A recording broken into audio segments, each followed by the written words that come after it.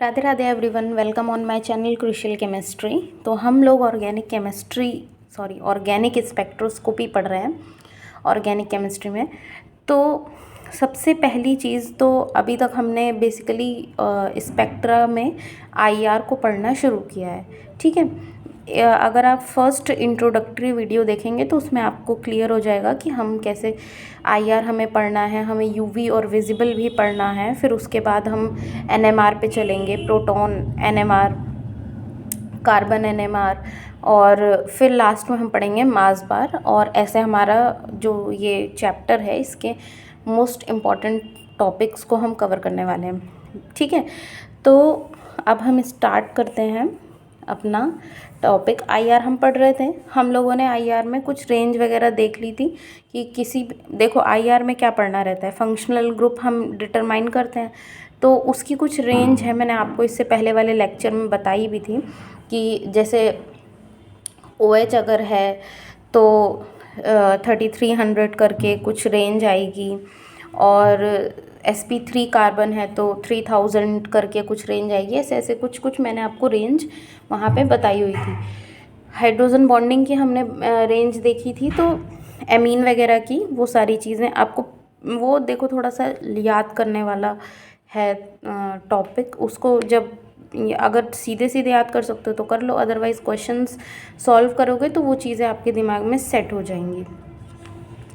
इस आईआर में बेसिकली वही मेन है, रेंज आपको याद होनी चाहिए तो आप क्वेश्चंस को सॉल्व इजीली कर पाएंगे। चलिए आज हम पढ़ेंगे अपना नेक्स्ट टॉपिक।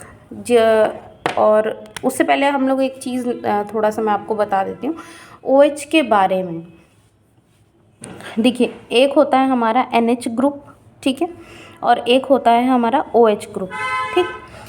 NH ग्रुप की जो पीक होती है वो शार्प आती है, लाइक दिस, है ना। थोड़ा सा मेरी ड्राइंग डिस्टर्ब रह मतलब बहुत अच्छी तो नहीं है, क्या बोले, बट ठीक है, कुछ इस टाइप की पीक आती है। और OH, अच्छा याद है कि नहीं, आईआर हम पढ़ रहे हैं तो आईआर कुछ इस टाइप का स्पेक्ट्रा देता है कि नहीं।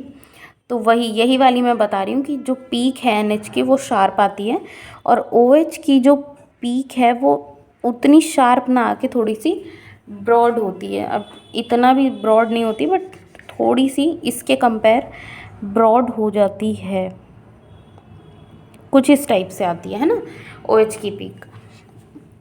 ब्रॉड होने का रीज़न क्या है, कभी कभी एग्ज़ाम में पूछ लेता है कि why OH give broader peak than NH।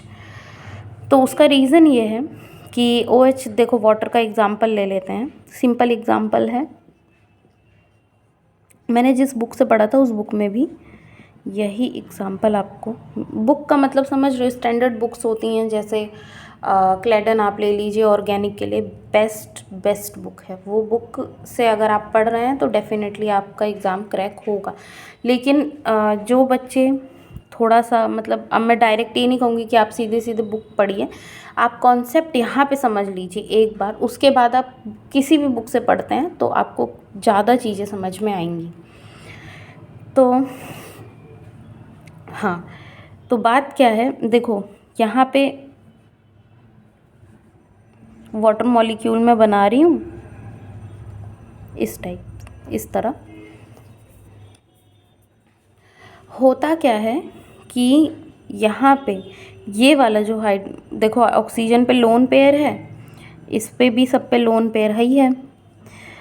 ये हाइड्रोजन यहाँ इसकी तरफ अट्रैक्ट होता है, ये हाइड्रोजन इसकी तरफ, फिर ये हाइड्रोजन फर्दर आगे वाटर मॉलिक्यूल की तरफ अट्रैक्ट होता है। तो इसकी वजह से हो क्या रहा है, इसकी वजह से क्या होता है कि H+ जो होता है वो हमारा कैसा हो गया, एसिडिक इन नेचर, एसिडिक हो गया तो एक्सचेंज हो जाएगा। भाई ये इस पे चला आया, ये हाइड्रोजन इस पे चला आया, ये हाइड्रोजन इस पे चला गया, ये कहीं और चला गया।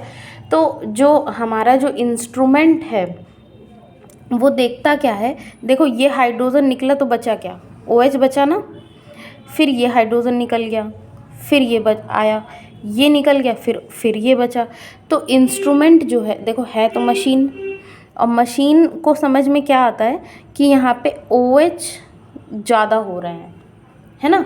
है तो ओवरऑल पानी ही, हम एक कंटेनर में है तो पानी, बट जब हमने जो सैंपल लिया इससे हम लाइट वगैरह पास कराते हैं, फिर यहाँ पे हम अपना जैसे भी हम लोग आप फर्स्ट वीडियो में देखिए मैंने बताया हुआ है, वहाँ पे हम लोग जो डिटेक्शन वगैरह करते हैं हमें यहाँ पे स्पेक्ट्रा मिलता है अलग, यहाँ पे प्रिज्म वगैरह भी लगा देते हैं, मतलब प्रॉपर उसका सेटअप होता है। और तो ये जो इंस्ट्रूमेंट हमारा जो यहाँ ये जो मशीन है स्पेक्ट्रा की, ये जो मशीन है, इसको क्या समझ में आता है कि इस सैंपल में क्योंकि H+ तो भागे जा रहा है इधर उधर इधर उधर, तो उसको समझ में आता है OH जो है वो ज़्यादा है, इस वजह से वो ब्रॉडर पीक देता है, इतनी मतलब थोड़ी सी ब्रॉडर पीक देता है, ठीक है। NH की जो है वो एकदम शार्प पीक आती है, बिकॉज उसमें H+ का जो है H+ जो है वो उतना एसिडिक नहीं होता है, प्लस वो इस तरीके से मूव नहीं करता। तो मॉलिक्यूल तो इंस्ट्रूमेंट जो हमारा है स्पेक्ट्रोमीटर, इसको क्या समझ में आता है कि इस सैंपल में, जैसे यहाँ पे हम वाटर का सैंपल लिए तो इसमें OH ज़्यादा दिख रहा था, इंस्ट्रूमेंट को समझ में आ रहा था, तो ऐसे ही NH में जब हमने इसमें वाटर की जगह हमने इस टाइप का NH3 सपोज ले लिया, तो वो अपना NH3 या मतलब कोई हमने कंपाउंड ले लिया जिसमें फंक्शनल ग्रुप हमारा NH है, तो इंस्ट्रूमेंट जो है H+ कहीं जाता नहीं है, उसको समझ में आता है कि NH है, तो वो कंप्लीट NH फंक्शनल ग्रुप का यहाँ पे हमें रिज़ल्ट देता है, तो वो पीक हो जाती है शार्पर, ठीक है।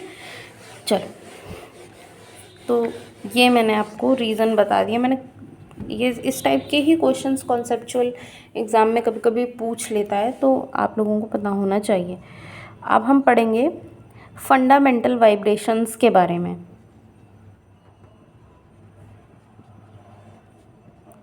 फंडामेंटल वाइब्रेशन, ये क्या होता है बच्चे, फंडामेंटल वाइब्रेशन क्या होती हैं, ये मतलब वाइब्रेशन समझ रहे हो, नाम से समझो। वाइब्रेशन का मतलब क्या है कि कोई, जैसे ये पेन है, जैसे सपोज ये मार्कर, ठीक, ये अब हल्का हल्का सा ऐसे हो रहा है, हल्का हल्का, तो ये कम वाइब्रेट कर रहा है। बहुत तेज तेज से ऐसे ऐसे ऐसे होने लगा तो ज़्यादा आपका फ़ोन है, फ़ोन वाइब्रेशन मोड पे डालिए तो कैसा वाइब्रेट करता है, धर धर धर धर ऐसे ऐसे, तो वो वाइब्रेशन है। तो उसी की बात हो रही है कि फंडामेंटल वाइब्रेशन होती क्या है। अब इतना समझ में आया, एक टाइप की वाइब्रेशन है। दूसरा, इसी को हम बोलते हैं एब्जॉर्प्शन भी, मतलब एब्जॉर्प्शन की वजह से ये जनरेट होती हैं, इतना आप समझे रहिए, ठीक है। तो एक्चुअली होता क्या है कि जैसे हमारा कोई molecule, let me change the marker, तो जैसे कोई हमारा मॉलिक्यूल है, सपोज़ मैं हाइड्रोजन को ले रही हूँ, हाइड्रोजन इसलिए बिकॉज़ इसके पास सिर्फ सिंगल एक ही इलेक्ट्रॉन होता है। H1 ले रही हूँ, ड्यूटीरियम नहीं, हाइड्रोजन के पास इसका मास नंबर भी एक ही है और इसके पास कुल मिला के एक इलेक्ट्रॉन होता है, ठीक है। अब आप मेरी बात समझिएगा, न्यूक्लियस हो गया और यहाँ पे इसका एक इलेक्ट्रॉन, ये 2D मैं बना रही हूँ 1s, इसका इलेक्ट्रॉनिक कॉन्फ़िगरेशन 1s 1 ही तो होता है भैया, तो इसमें एक इलेक्ट्रॉन मैंने यहाँ पे शो किया। अब ये सबसे सिंपल एलिमेंट है, इस वजह से एटम है, इस वजह से मैं आपको इसी के थ्रू समझाने की कोशिश करती हूँ कि ये इलेक्ट्रॉन है, अब सिर्फ एक इलेक्ट्रॉन, ठीक है। अब ये भी तो कुछ एनर्जी एब्जॉर्ब करेगा, है ना भाई। हमारे एटमॉस्फेयर में बहुत सारे एटम्स हैं, मॉलिक्यूल्स हैं, ऐसे ही सपोज़ हाइड्रोजन का कोई एटम है हवा में, स्पेस में, और ये क्या कर रहा है कि ये एक जो इलेक्ट्रॉन है, लाइट जल रही है, आपने कमरे में लाइट जला रखी है, सन लाइट है, तो कहीं ना कहीं से लाइट मिल रही है, एनर्जी की फॉर्म है, तो इसको लाइट मिली और लाइट मिलते ही इसने क्या शुरू कर दिया, वाइब्रेट करना शुरू कर दिया, ठीक है। अब यहाँ यही कॉन्सेप्ट हम अपनी स्पेक्ट्रा में हम इस चीज़ को यहाँ पे बताते हैं। जैसे वो एटम जो है वो पहले उसको कम एनर्जी मिली, थोड़ा थोड़ा वाइब्रेट कर रहा है लाइक दिस, अब ज़्यादा एनर्जी मिल गई, ज़्यादा वाइब्रेशन हो गया, समझ रहे हो। तो हम इसको शो कैसे करते हैं, देखिएगा, यहाँ पे हमारा ये हमारी ग्राउंड स्टेट है, ये हमारी फर्स्ट एक्साइटेड स्टेट है। उसके बाद हमारी आती है और भी एक्साइटेड, मतलब second excited state, third, fourth, ठीक है, फिफ्थ, ऐसे करके हमारी एक्साइटेड स्टेट है। अब देखो मेरे कहने का मतलब क्या है, ये जो इलेक्ट्रॉन है ये वाइब्रेट कर रहा है, तो ये उड़ के कहीं जा नहीं रहा है बच्चे। इसका हम, ये सिर्फ स्पीड है इसकी, हल्का हल्का वाइब्रेट कर रहा है, कम एनर्जी है, ज़्यादा वाइब्रेट करने लगा, ज़्यादा एनर्जी आ गई। तो हम इसको शो कैसे करते हैं, हम कहते हैं कि पहले इलेक्ट्रॉन हमारा ग्राउंड स्टेट में था, पहले जब कोई एनर्जी नहीं मिली थी, फिर इसको थोड़ी सी एनर्जी मिली और ये चला गया कहाँ, एक्साइटेड स्टेट में। तो फर्स्ट एक्साइटेड स्टेट में वो हर एटम के लिए अलग अलग होती है, ठीक है। मतलब ऑक्सीजन एटम अगर लेंगे उसके इलेक्ट्रॉन के लिए कुछ अलग होगी, कुछ अलग होगी, समझ रहे हो। क्वांटाइज्ड एनर्जी लेवल्स होते हैं। क्वांटाइज्ड मतलब कि इनकी एनर्जी फिक्स होती है, इसकी भी ग्राउंड स्टेट वाले की भी फिक्स है, इसकी भी फिक्स है, इसकी मतलब अभी थोड़ा सा जब हम फिज़िकल केमिस्ट्री स्टार्ट करेंगे तब आपको ये समझ में आएगा। तो यहाँ पे बस आप ये समझिए इन सब की एनर्जी फिक्स है। इसकी 1 जूल है, इसकी 2 जूल, सपोज़ फॉर एग्जांपल इसकी 1 जूल, 2 जूल, 3 जूल, 4 जूल, ऐसे करके।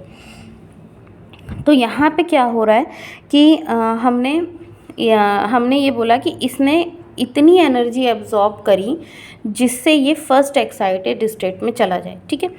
तो ये वाला जो पार्ट है, मतलब जो इलेक्ट्रॉन है वो बस इस लेवल पे है अभी, मतलब ये इतना वाइब्रेट कर रहा है। अब देखो हम यहाँ दिखा रहे हैं यहाँ से यहाँ चला जा रहा है, बट ये जा नहीं रहा, ये अपनी ही जगह पे है।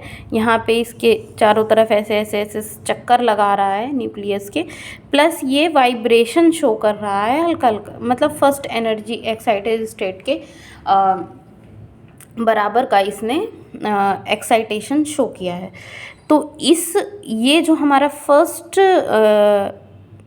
एक्साइटेड स्टेट है ये सबसे लोवेस्ट वाली है कि नहीं भाई। सेकंड में जाएगा तो और एनर्जी, थर्ड में और भाई इसकी 1 जूल है, इसकी 2 जूल, इसकी 3, 4, तो एनर्जी बढ़ी तो रही है, समझ रहे हो।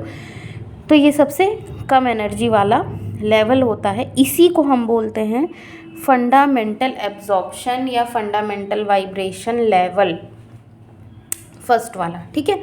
तो ये हमारा होता। अच्छा अब एक चीज़ आप ध्यान दीजिएगा कि जब तक इलेक्ट्रॉन एनर्जी एब्जॉर्ब नहीं करेगा वो कहीं जाएगा नहीं, ठीक है। तो इस चीज़ का आप ध्यान रखिएगा हमेशा से।